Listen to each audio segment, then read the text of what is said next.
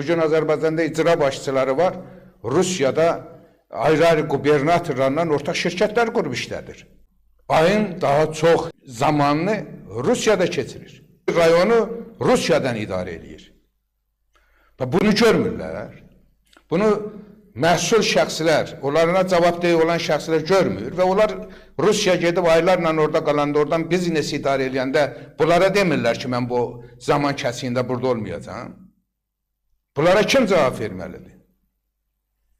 En büyük cinayet deyirəm içimizdə baş verir. Biz Vaqif Xaçaturyandan danışırıq. Vaqif Xaçaturyan 50 Azərbaycanın başını kəsibsə, Azərbaycanda olan bu cinayətkarlar Azərbaycan iqtisadiyyatına trilyonlarla ziyan vurub, 10 minlərlə insanların ölümünə səbəb olublar.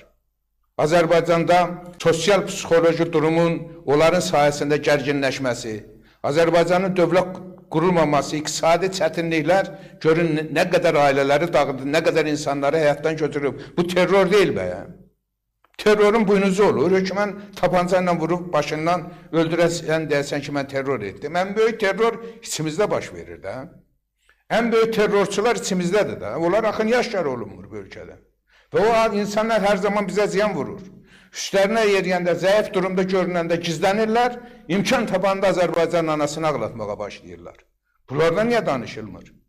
Azərbaycanda icra başçıların sayəsində bələdiyyə sədrləri bilirsiniz, trilyonlara yaxın torpaq sahələrini və mülkləri satıblar, qeyri-qanuni. Araşdırma niyə aparılır? Aparılır, gizlədilir. Millət elan olunmur. Aidut yoxlaması gerçəkləşdirir Hesablama Palatası. Niyə vəzifədən çıxan adamların idarəsində bunu gerçəkləşdirirlər? Elə iştiyac gedin keçirin də.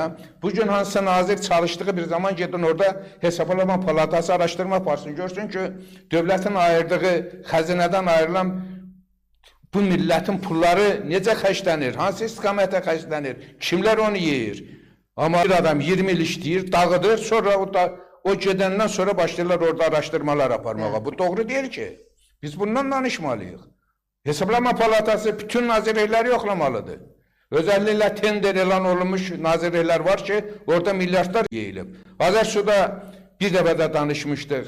Zamanında milyardlar yerli, mən onun 2 milyardını yeyildiyini bilirdim. Sonra mənə yazdılar ki, orada sizin dediğiniz rəqəmdən qat-qat çox vəsait dağıdılıb.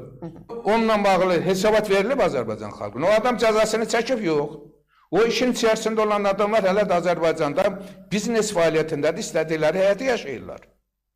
Və onların yerinə gələnlər də onlarla işbirliyindədir. Onların bütün qohum əqrabaları, dostları yenə həmin nazirliklərdə at oynadır. Tenderləri onlar yenə idarə edir. Bu necə olur, necə olur bu ölkə idarə olunur? Biz bundan danışmalıyıq. En büyük terror bugün Azərbaycan içində baş verir və eyni zamanda en büyük terrorçular Azərbaycanın mərkəzi şəhəri baş şəhərində oturur.